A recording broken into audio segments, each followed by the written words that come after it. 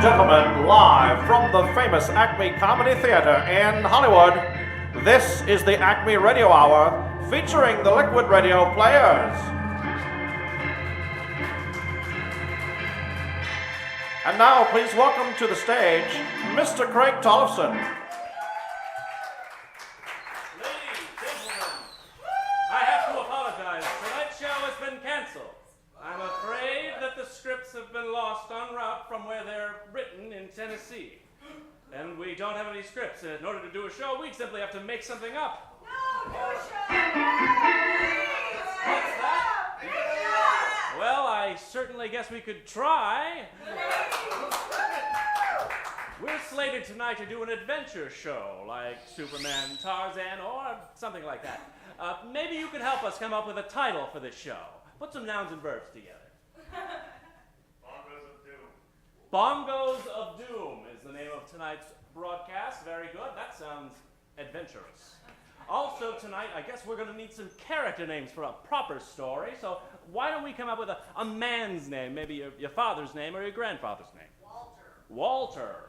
Just like Williamson. that. Walter Williamson.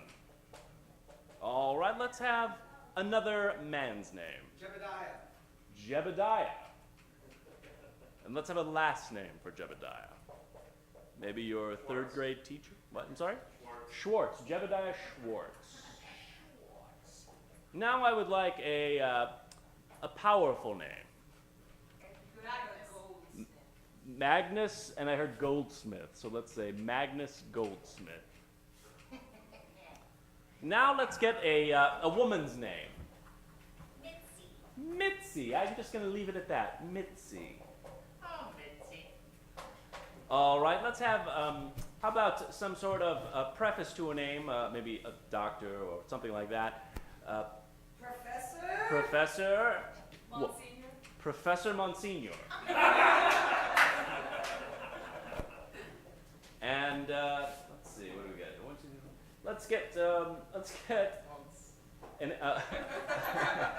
Let's get a name of ambiguous gender. What? Laurel? Laurel? Oh. L-A-R-L. Laurel. And how about a last name for Laurel? Smith. All right, now in order to have a proper radio show, we're also going to need sponsors. So how about a product you'd find in your house appropriate to the time? Ivory. Borax. What was the one I heard first? Ivory. Let's do ivory soap. We do get borax quite a bit. So we're going to do ivory soap. Let's also have Pinkerton's vacuum cleaners.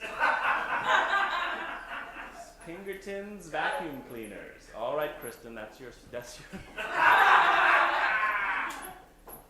Now let's get one more just for kicks. The overall sponsor for the show could be a household service, could be a message about the war effort, anything at all.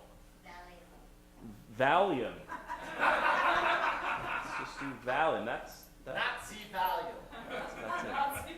All right, very good. So tonight we're going to be presenting the adventure show Bongos of Doom, starring the characters Walter Williamson, Jebediah Schwartz, Magnus Goldsmith, Mitzi, Professor Monsignor, Laurel Smith, sponsored by Ivory Soap, Pinkerton's Vacuum Cleaners, and of course, Valium. Ladies and gentlemen, I am not your host this evening. Very good. Thank you. Tonight's host is the estimable David Cox. Please bring him out with a round of applause. Dave Cox.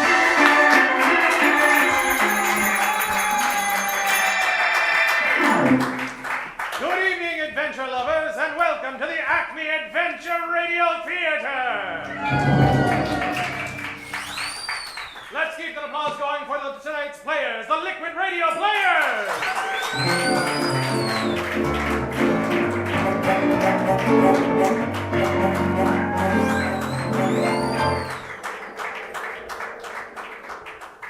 Welcome, ladies and gentlemen, to another fantastic Magnus Goldsmith adventure, number 74 in a continuing series. As always, Magnus Goldsmith is played by Craig Tollifson.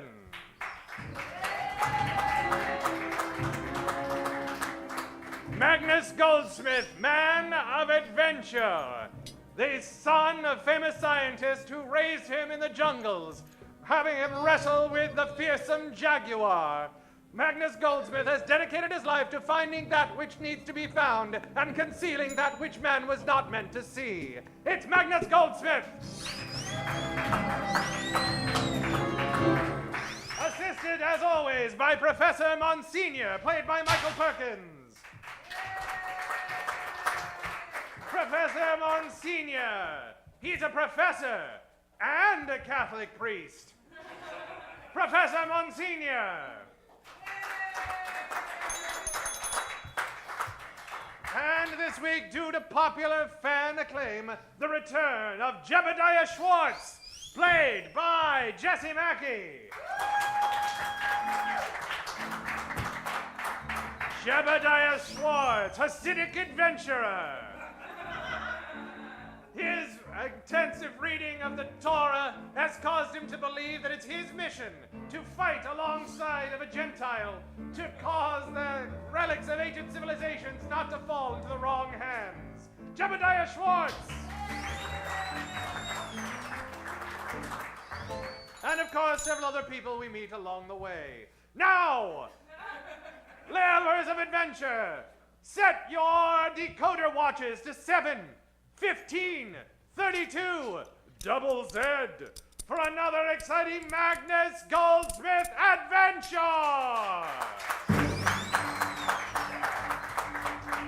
I see that our scripts are ready. We'll be passing them out. Meanwhile, let's recap what happened last week. Magnus Goldsmith was trapped on a small raft as it hurtled down the Amazon, when suddenly he was rescued by one of the Condor people and swept back to his lair in California. We take you to that lair right now, high atop Mount Carmel, where Magnus Goldsmith and Jebediah Schwartz are explaining to Professor Monsignor why they missed Ash Wednesday. Thank you, Condor Man. I'm Jewish. Don't you understand? My last name is Goldsmith. I'm Jewish. I don't celebrate Ash Wednesday. Please, try to understand. So, in addition to being trapped in the Amazon and only recently flown back, Professor Monsignor, our friend here is Jewish.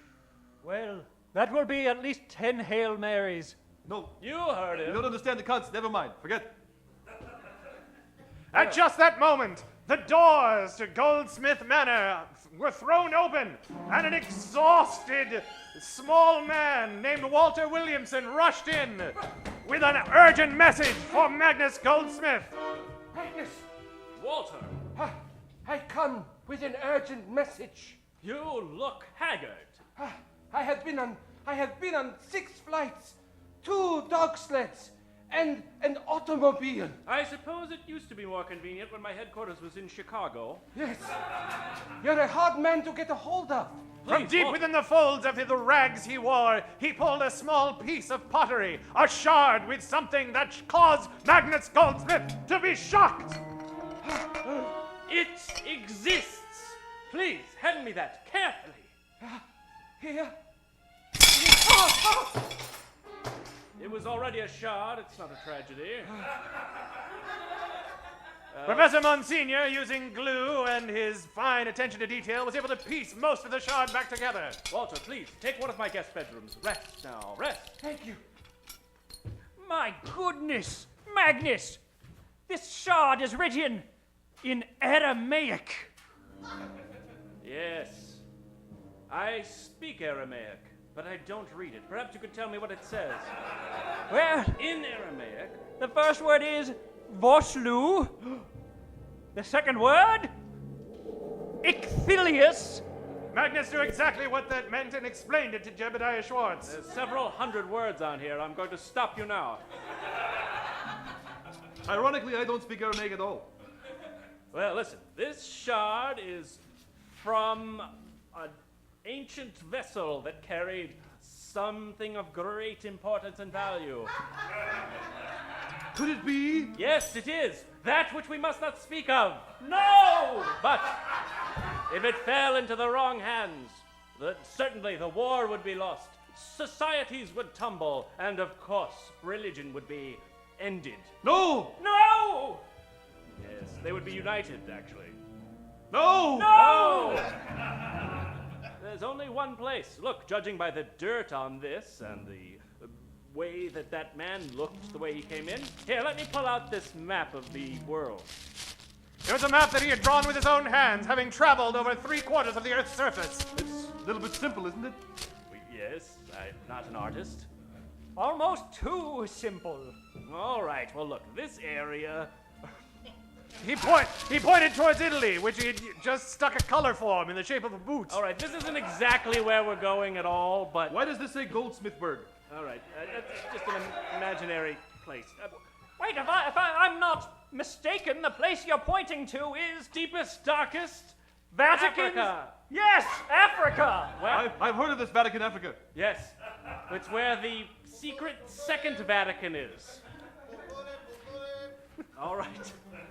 Because I'm It's a certain good if thing you you listen... brought these African chanters with you. Well, if you listen closely, I can hear it in my blood. The bongos of doom. It sounds like you have too much iron in your system. Quickly. And with that, he reached a hand out and pulled a lever. A ramp descended from the ceiling, and they rushed up towards his favorite mode of transportation. There we are. Climb into your individual gyrocopter. First, let me say a blessing. Of course. La la la la la la la la la. I can't hear you. I can't hear you. Et La, la, tu la, la, la. spiritus sancti gyrocoptus intuita. Excellent. Now pedal. Pedal fast. Meanwhile, in deepest, darkest Vatican Africa, one of Magnus Goldsmith's most fiendish foes, Laurel Smith, was attempting to negotiate passage through the jungle from a native. See, I simply must have passage through the jungle. I'm looking for something of great value. Jungle, very dangerous. Yes, the jungle is no match for Lal Schmidt. Jungle, very dangerous. Yes, you've said that before, and yet I am unafraid. Yes, I can tell by your gruntings that you're coming to an agreement. I require passage upon your river Bonobo. Noble, go. He Yeah, I threw know down a that- small bag filled with cinnamon, which was a rare spice in Vatican Africa. Yes, that's right. Your lattes will taste even better. Simple people.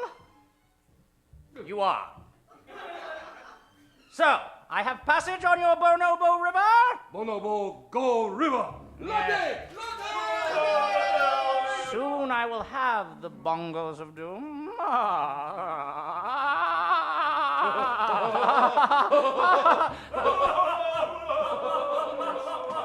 Yes, for laughter is the universal language. Ladies, have you felt the sting of dirt? Well, if you imagine yourself here in this jungle hell covered in grime, perhaps you'd like to reach for a bar of ivory soap.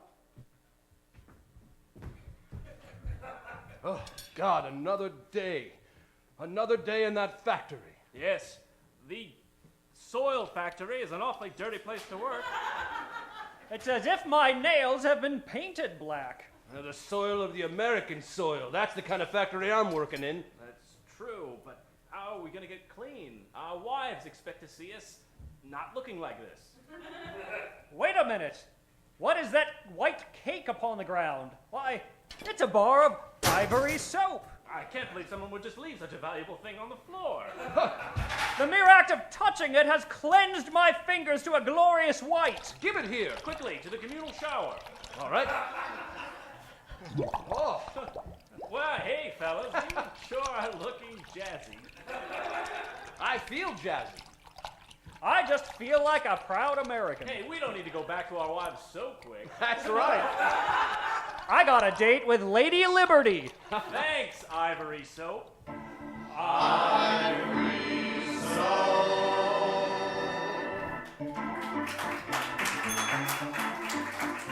Yes, ivory soap, made for a lady, but strong enough for a man, and several other men he works with. Ivory soap, When last we left Magnus Goldsmith and his band of hardy adventurers, they were pedaling the wheels of gyrocopters. Well, if you were in a jungle clearing and looked towards the sky, you could see those rotors slowly descending. But if you looked carefully into the underbrush, unseen by Magnus Goldsmith, you would also see the eyes of jungle cats staring, waiting, hungering. There's a clearing, fellas. Lean to your left, all right. This isn't as easy as it looks. No, well, we did pedal 2,500 miles. I could use a healthy snack right now. Let me pull out this pork chop I've been saving in my pocket. Don't worry, friend. It's not Friday here. Now, listen here, Professor Monsignor. You've got to be careful with exposed meat in the jungle. It'll go bad. It'll turn. Well, it also will attract unsavory wildlife. And as if he had called them out of the distance, 2 tigers appeared, a Bengal and a different type of tiger. Quickly, huddle together. You, tiger, eat the man with the pork chop. No, I know. I'll take this pork chop and throw it into the nearby tidal pool. Perhaps the piranhas will solve our tiger problem for us. Thank goodness you're a professor of biology. He swung back his arm and threw it the way he'd been taught at the Vatican Softball League. That fell right in front of us. I could reach it from here. What sort of record does your softball team have? You're terrible. Quickly, I have another plan. Fellas, on the count of 3, duck. The 2 tigers who are on opposite sides of each other, as they leap through the air, will collide. One will definitely eat the other. Brilliant! It's worth a shot. 1, 2, quickly, sound appetizing. Juicy! And with that, the 2 tigers leapt, colliding in midair, the smaller one leaping directly into the gullet of the larger one, causing the larger one to feel torporous. There, exactly as I had hoped. Now we also have transportation. Climb aboard, fellows. Grasping the tiger's ears firmly in a special way he had learned from a Chinaman, they proceeded to move forward slowly into the jungle underbrush. All right, one of you should stay behind. Well, I didn't. I'm not going to say what I was about to say. It would have been offensive. I'll stay back. You 2 Gentiles go on ahead. All right, you watch the gyrocopters. We'll be back in no time. I know exactly where we're going. Mac- Along the bonobo. Magnus and Professor Monsignor headed off into the underbrush, leaving Jebediah Schwartz by the gyrocopters. But what's this? Piercing the underbrush is something more dangerous than a tiger.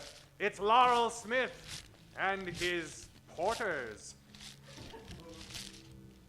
Yes. Hey. Ah, yes, I see you, Jebediah Schwartz. And now you see me. I've been carefully disguised as vines here in the jungle.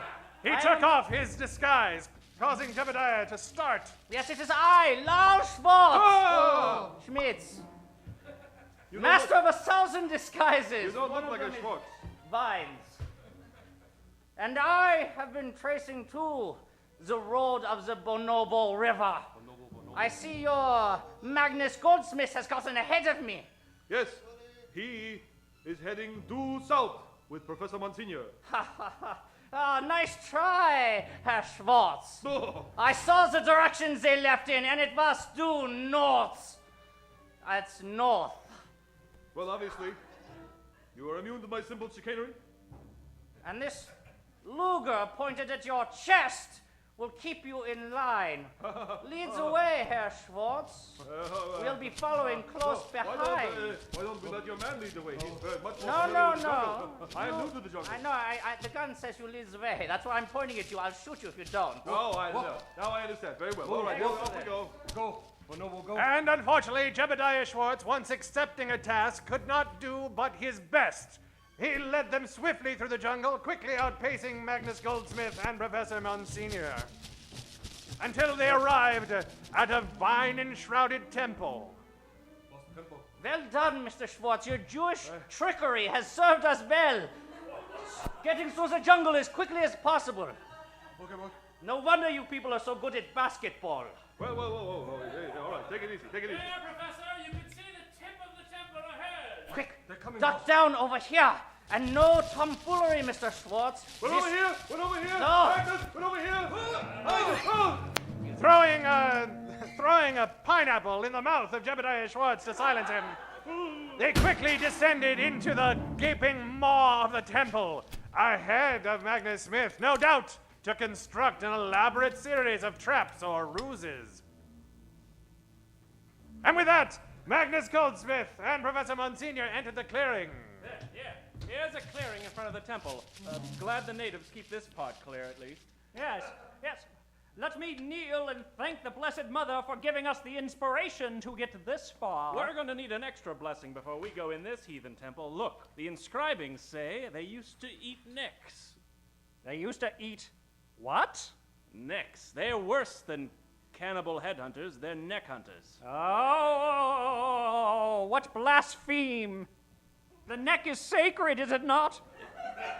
Mine is. He pointed to several drawings of guys that just had their heads firmly on their shoulders. They just went shoulder, chin, head. Now, I could just be interpreting poor drawings, but I feel that they're really just neck hunters. And at just that moment, into the clearing walked a man with no throat whatsoever. There! Ah! Must be a guardian of the temple. Guardian of temple. Yes. He smells of cinnamon. That's unusual. That's rare out here. Caution yourselves. And he speaks perfect English. Oddly, I am no longer among the living. What? Professor, examine him. Quickly, use your biology. Why, if I look above his thoracic cavity, going up his specular inception to where his chin meets his chest, there should definitely be a neck there, but it's not. He also says he's dead. Whoa, that part. Yet. The professor reached out a trembling hand, and it passed directly through the non-neck of the non-living ghost. My goodness, his neck has become a specter. Oh, a neck ghost, eh? I know how to deal with these. Religion. Yes. Let me get out my extra-large crucifix. I come with a warning. Quick, get rid of it. Oh, et tu ebonis et ues. Yes, Caution, neck be gone. Bongo. Neck be gone. We escaped that easily. Go. Now let's casually walk into this mawing temple entrance. Yes, watch your step over his newly severed head. Oh, thank God he didn't get to us. All right, here we go. Down these steps. Now, careful. Wait. Don't only step on the black one. Wait a minute. The writing on this wall, it's somehow gone even more ancient than Aramaic to... Era. Yes. Now, We're entering the secret Vatican II. Oh, yes. It was constructed in the 1800s. Yes, and if you look towards this wall, you can see a poorly drawn sketch of the proto-pope. Yes. The pope who preceded all others. Yes, of course. Everyone knows he was conceived in Vatican II. Yes. Pius the Zed. Tell me more about it. Of course, Magnus Goldsmith meant 1800 BC. All right, now, I've come to the end of this clearly marked passage that should lead us to the center of the temple, where the object which we should not speak of should rest. Halt! Upon the ceiling, there's a warning inscribed. That's no warning. Those are arrows. Oh! Attached to snakes. No! Pointing down to the pit we're now above. Oh, if only I had brought my sack of wombats, the natural enemy of temple snakes. We'll have to use our wits instead. Quickly, Doctor. Professor. Wait a minute. Perhaps the snakes in this region, if I remember correctly, like to eat beans, and my rosary is made of castor beans. Now, castor beans... While you've been talking, I've managed to wrestle all the snakes down. Oh. Well, the object lesson was to be a poison could be derived from the... Well, I don't get to teach much anymore. They fired me.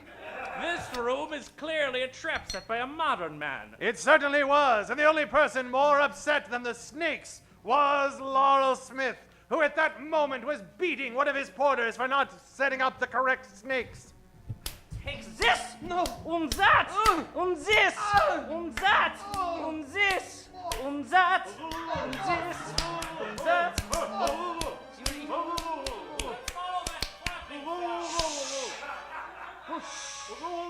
No, quiet, you idiots! You fools! Those snakes were supposed to be poisonous! You failed me yet again! Good thing I have Herr Goldsmith, Schwartz? Herr Schwartz, I mean! Herr Schwartz! Speaking in tongues from down the hall! Quickly, let's move further along the passage and make even more deadly traps for them! But Laurel Smith knew that the deadliest trap was the trap set by a friend. So he looked deep into the eyes of Jebediah Schwartz with a spinning disc that whirled and whirled and whirled and whirled. Look closely at the disc, Mr. Schwartz. Yes, you're getting sleepy, but not so sleepy that you fall asleep, just so you fall under my control. Yes, sleepy enough to fall under my control. Yes, that's how sleepy you're getting. Now I'm going to remove the pineapple from your mouth, Herr Schwartz. Yes. Now tell me, Lars Schmidt, what is Magnus's true weakness? His true weakness is decoding. Decoding? Yes, I should have known! He cannot not decode the code once he has seen it. Excellent! Well, I happen to have a decoder ring in my pocket, on which we will use chalk to write on this wall an incomprehensible, indecipherable German code. Ha ha ha! He'll never know it, because it's based on the book of Judge Martenstadt, of which there's only one copy, which belongs in the desk of my boss, the Führer. And with that, he began to scribble furiously. But he heard Magnus Goldsmith coming down the hallway. Here we go, walking. Yeah. So he fled through a sliding panel, leaving poor Jebediah Schwartz behind. All right, Professor, I think this... wait. Oh, Jebediah, how did you get here ahead of us? Hello, Magnus. Professor Monsignor. My Hebrew chum? Stay away from him. Stay away from him. He looks like he's been hypnotized. Grab his arms. Why, he has the strength of 5 Jews. I'm glad you can easily hold him. All right. Even hypnotized, I am still insulted. All right. Wait, I see a code written on the wall here. Did he just say hypnotized? Yes, he did say hypnotized. Oh, wait, the code. Yeah, Sorry. I recognized that he was hypnotized earlier. All right, here's the a code. Why, I can't help but try to decipher it. It's simple replacement code, obviously. No. Exactly. Ha ha ha ha ha ha ha. Wait a minute. What's this? Jebediah Smith mocking Magnus Goldsmith? Is he still under the hypnotic spell of That's Laurel not a Smith? mensch thing to do. Ladies and gentlemen, let's draw a curtain on this very tense scene. Ladies, is your husband clean enough? Is he too clean? Is he making you ashamed of your floors at home? Well, if so, perhaps you could use a Pinkerton's vacuum. You know, Roger, ever since Mary left for the war, I've had a devil of a time finding the dirt in this house. Yes, thanks to my 4F declaration, I'm at home while she's off at the factory, of course. As am I. Yes, and it's the darndest thing. Every time I eat potato chips, there's crumbs everywhere, but I can't find that noisy box she uses to scoop them up. Well, Pinkerton! what's that? What? Pinkertons? Of course, Pinkertons. The vacuum that allows you to detect it by emitting a beeping sound whenever there's crumbs on the floor. Oh, let's go over here to the closet and open the door. Pinkerton! Well, there it is, shouting right at us. Yeah, it's not a beeping sound at all. It just says its own name. Very well, I'll hook this thing up into the wall here. And well, it even says its own name while it's working. Listen to that. Oh, that's the sound of clean. I'm going to set it to fast. Listen to it go. I bet it can go even faster. What happens if we set it to extra slow? Well, thank you, Pinkerton's vacuum cleaners. You've made our room clean. Pinkerton's vacuum cleaners.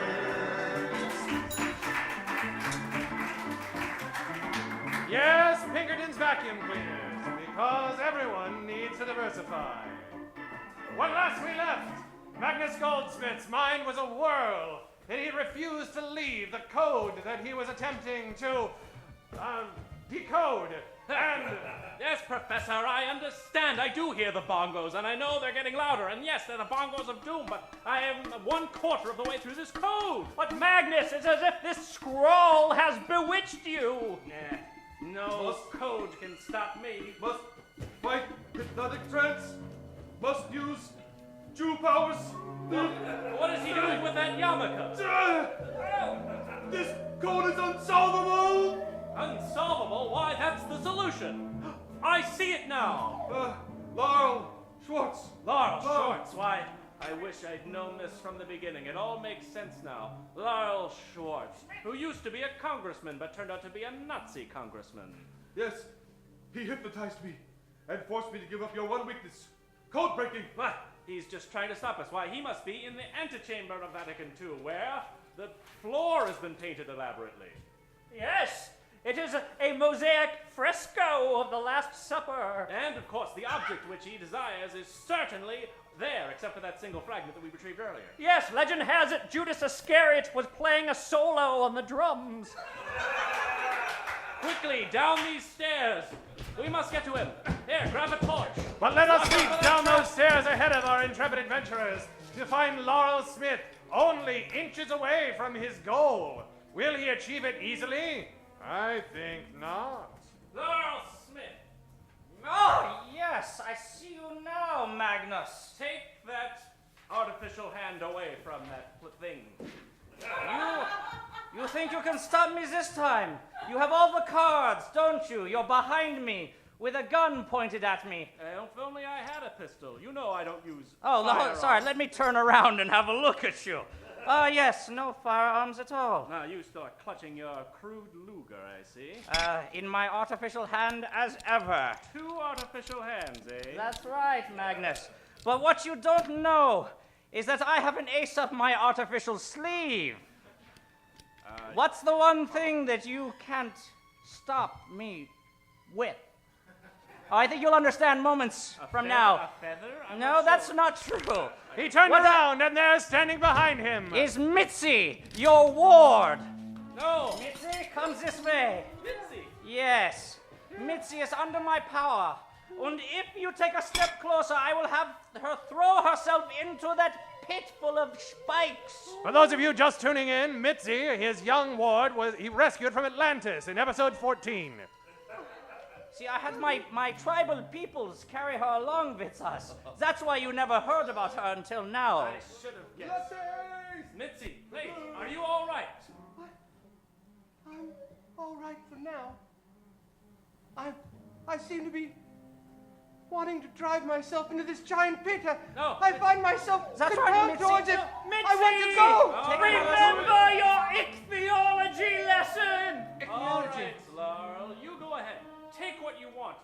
See, I don't care anymore. All I care about is Mitzi's welfare. You can have what's in that ancient box. I will open this box right now. Just open it without doing any incantating or preparation. Just go ahead. I don't like the way you're saying that. But one thing about evil is its impetuousness. But And not- he reached 2 metal claws towards the box and threw it open. Quickly, Just- everyone, put your yarmulkes on. What's this? Oh, it's beautiful. The bongos, they're rising up into the air. Yes. Oh, God, I've never seen anything more beautiful than these bongos. They're playing themselves, and the power emanating from them, the power, it's transfixing. It's. Use your yarmulkes to cover your ears. Don't listen to the bongos. Oh, the sound of the music is so beautiful. The bongos are so beautiful. Wait, what's that? No, the bongos are... No, tribesmen, and among them what?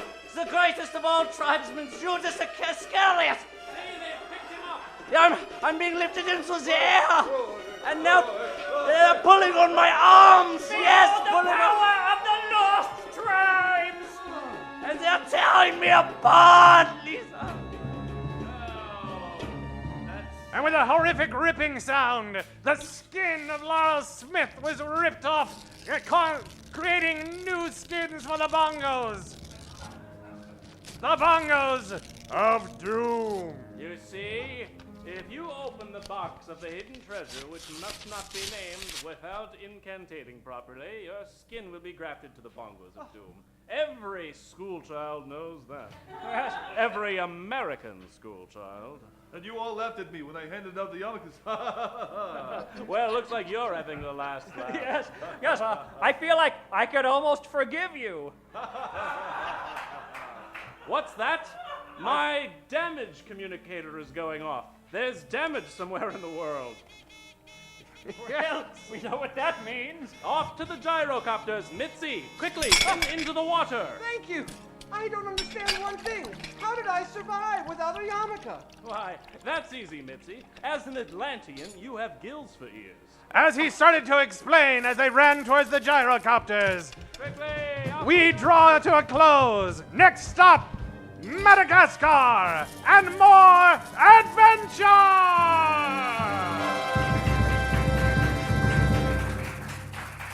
This has been another Magnus Goldsmith adventure. If it was too brain-rattling, take a Valium.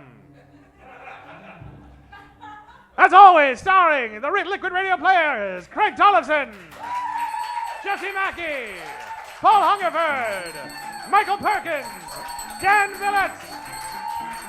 On FOLEY, it's Brian Habicht. On keyboards, Jonathan Green.